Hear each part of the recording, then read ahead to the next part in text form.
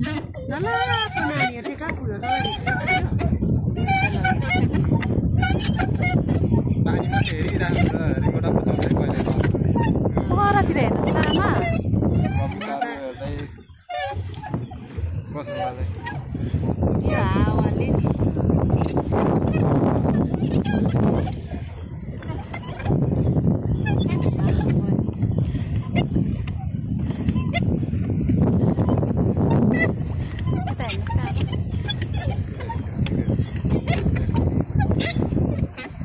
हाम्रो अमेन र त्यो केटाहरू जाने कति 140 जना लिएर आएको फर्किने बेलामा केटाहरू दुईजना पनि बसेर नभने बसेछु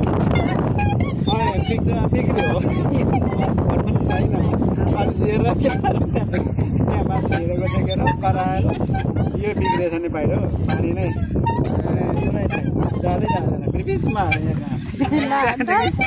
बोलाएछ भने बोलाएर अर्को फेरि लिएर तानेर निकालेको अरे कति बजी पर्छ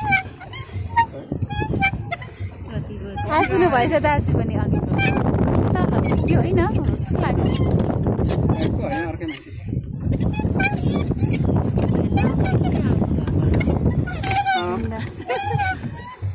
भइसकेको चाहिँ यहाँ थुप्रो हुन्छ नि मान्छे 50 लाग्छ कहाँदेखि कहाँ आज आइपुग्यो हो आज त हेर्नु यहाँ आउँछौँ भनेर त हामीले त थाहै नगएको यसले त सल्लाह गर्नु पर्दैछ अनि चाहिँ टाइममा आएर घक्रक्क भएर छ्या अप्ठ्यारो भयो यो म पनि यो साह्रै मलाई यहाँ फेरि घाँटी नै लागेर यहीँको जस्तो सेफ्टीको लागि त हो यो कति घन्टा लाग्छ है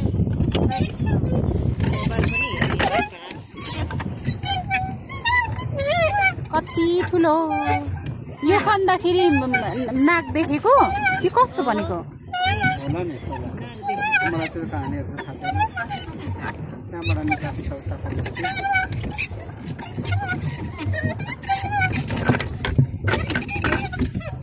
पारा बिग्रिँदैछ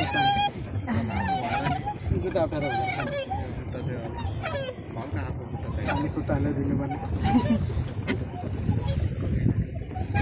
आम्मामा यो कति फुटको हो यो त कोही कति छ लम्बाइ समुद्र त यो त पहिला हामीले हेरेको अलिकति मात्रै त्यहाँ थिएको यता पनि बढाउनु भएछ है अलिकति मात्रै पानी परिसक्यो कहिले अस्ति आएको नरेन्द्रबामा उसको बाउले अनि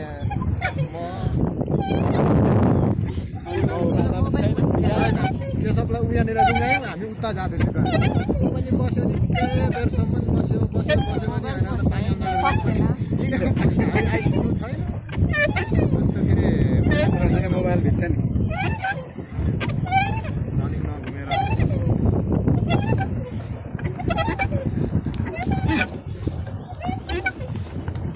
आया हो थाक्यो खिस्ता खिस्ता होइन यो कस्तो मजाको छ के नानीहरू पनि आउँछ होला है मसिनो नानीहरू राम्रो विद्यार्थीहरू लिएर आएको पाइन्छ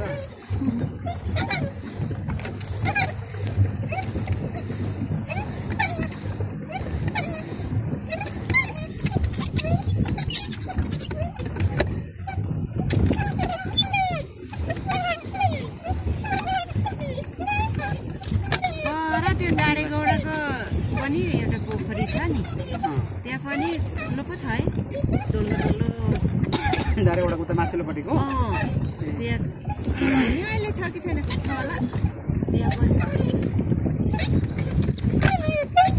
अरू पनि खिचिराख्नुहोस् अर्कोहरू पनि खिचिराख्नु म त भरे कोपिलाको देखि नै साथ दिन्छु नि मैले 4 मिनेटको भइसक्यो छ अम्मा यताबाट हावा आउँदो रहेछ उता जानु चाहिँ अलिक गाह्रो हुन्छ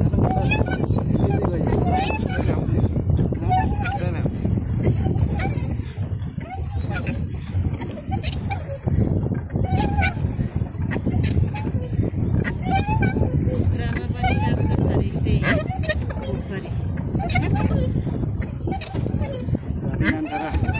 अचम्म नि यो पानी कहाँबाट आएको होला है? यही हो यही है। बाहिरबाट ल्याएको पानी एउटा पनि छैन एक थोपा पनि।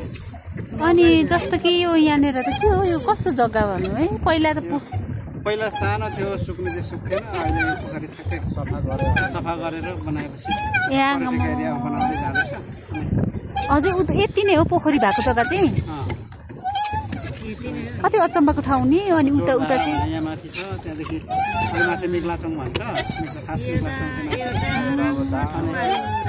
त्यहाँ चाहिँ पवित्र ठाउँ त्यो चाहिँ देवस्थान।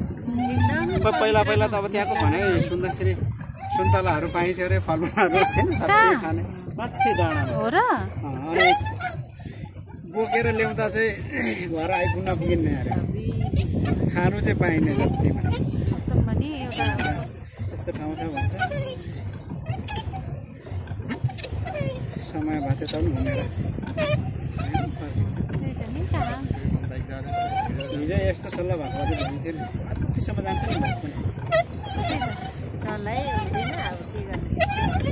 घर जाने बहिनी र छोरालाई घर लाने त्यति मात्रै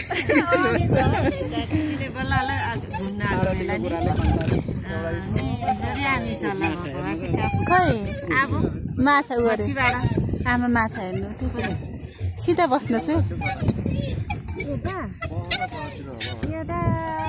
माथि के पो माई पोखरीमा झन् यत्रो यत्रो माछाहरू हो। माई पोखरी अहिले सुकिसक्यो अरे नि तर पहिलाको भन्दा अलिक बढेको छ अरे हौ गुरुहजुरले भन्नुहुन्थ्यो। पहिला त अलिक धेरै नै सुकेको थियो फोहोर भयो अरे नि। माछा उगाउने हो कि जाली जस्तो के हो यो उता लैजाउँ हेरौँ न।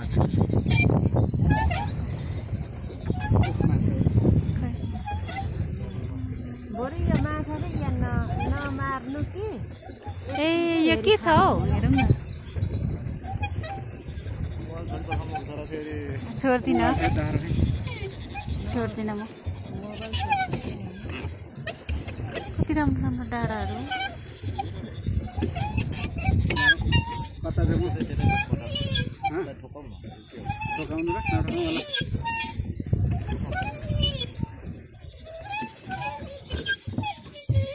के छ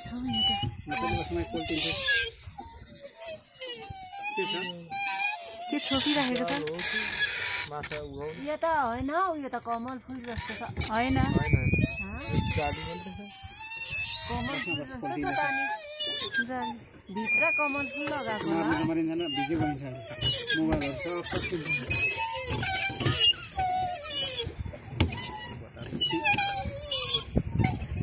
ब्याक गरौँ न ब्याक हुन्छ ब्याग हुन्छ अर्को उल्टो घुमाउँछ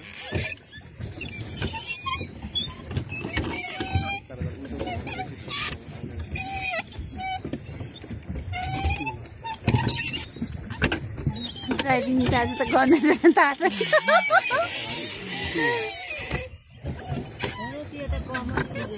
होइन त्यो भित्र केहरू हालेको छ हौ के गर्ने ठाउँ बनाएको यो माछै पालेको छ ल जातिको होइन म त पनि हुँदैन।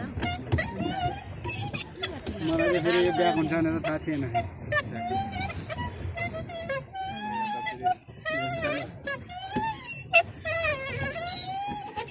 मलेसियामा खेलेको होस्टो भित्तामा पुगिन्छ अनि त्यो पनिउँले उता भित्तामा ठोकाएर यता रचिने